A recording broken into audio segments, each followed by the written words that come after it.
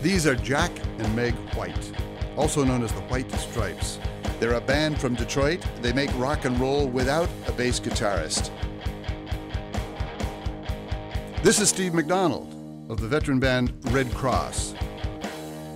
Steve thought the White Stripes could use a bass player, so he appointed himself.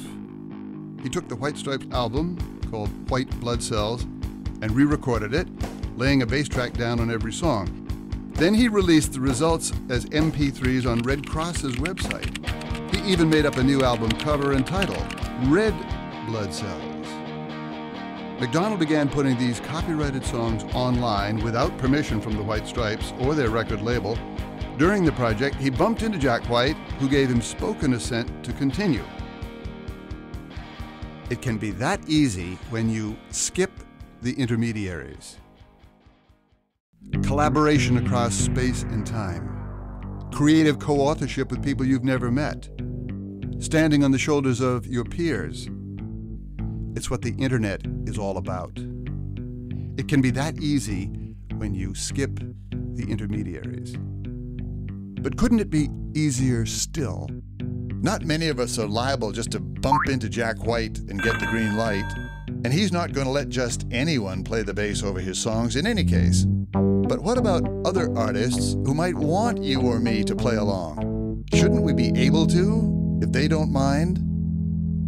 Enter one of the internet's most famous citizens.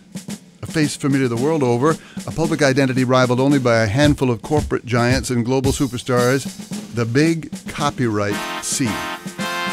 Everyone knows what Big C stands for. Big C means all rights reserved. Big C means ask permission. Big C protects copyright owners and notifies the rest of us of their ownership. Time was when you had to put Big C on anything you wanted to copyright, or else it entered the public domain, the commons of information where nothing is owned and all is permitted. You had to put the world on notice to warn them. That was Big C's job, and it was a useful one. What changed? The law.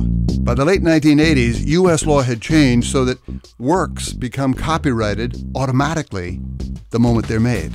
The moment you hit save on that research paper, the second the shutter snaps closed, the instant you lift your pen from that cocktail napkin doodle, your creation is copyrighted, whether Big C makes a cameo or not. So suddenly, there's no quick way of knowing whether something's owned or not. The new rules may be clear about how you get to own a work. You don't have to do anything, but they say nothing at all about how you should go about announcing that you want to allow certain uses of your work. So what?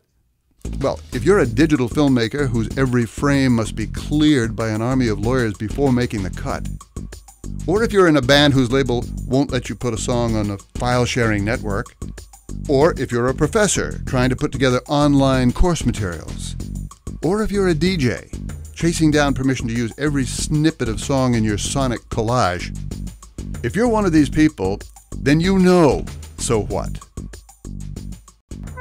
We interrupt this brainstorm to call the lawyers. You drop what you're doing and call all the lawyers. You ask for permission, even to use a work whose author doesn't mind if you use it, because you have no idea what the author's intent is. You ask for permission, even to share some of your rights. Or you venture forward unsure what your risks and rights are exactly. Or, in a haze of legal doubt, you do nothing. The bottom line, Big C is out of a job. The middlemen are not. Enter Creative Commons. Creative Commons wanted to find an easy way to help people tell the world up front that they want to allow some uses of their work. We called the experts, the U.S. Copyright Office, for advice. Their response? There's no real answer. Get creative. So we got creative. How? Our CC brand marks works that are governed by Creative Commons licenses. A set of standardized copyright licenses available free of charge on our website. We wrote these licenses so that lawyers and courts could read them. Then we translated them into a language you can read. And then we translated them into a language computers can read. Now, CC isn't meant to compete with copyright, but to complement it. It allows you to retain your copyright while granting the world permission to make certain uses of it upon certain conditions. If the big C is like a red light, then CC is a green light. If the big C says no trespassing, the double C says please come in. If the big C says all rights reserved, CC says some rights reserved. So you can use the powers of the net to find works free to share and build upon, and to invite other people to transform or trade yours so that you can get creative, not only with what you make, but how you make it available, so you can collaborate across space and time, so you can be a co-author with someone you've never met, so you can stand on the shoulders of your peers, all without asking permission, because permission has already been granted. Creative Commons. Get creative. It's easy when you skip the intermediaries.